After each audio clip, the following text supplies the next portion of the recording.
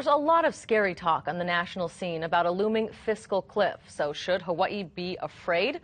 Not so, says our governor. KITV4's Catherine Cruz has the story. Believe me, the governor wants to reassure Hawaii residents. And we're moving in the other direction, away from that kind of fall. The state credits the recent sale of close to $900 million of general obligation bonds at historic low interest rates. Budget Director Calvert Young called it a sign of financial stability for Hawaii's future. This transaction generated more than 3 times the amount of demand for bonds than there were bonds available.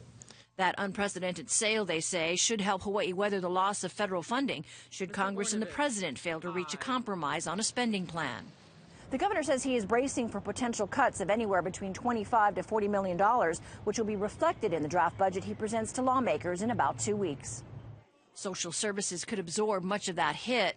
The governor's goal is to deal with the state's unfunded liabilities of more than $8 billion. That we are going to come to grips with it and begin to wrestle this giant to the ground.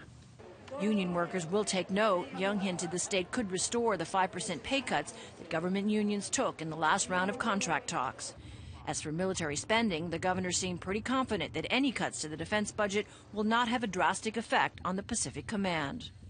I expect whatever takes place in terms of defense budget cuts will be less likely to zero in on Hawaii and the Pacific region.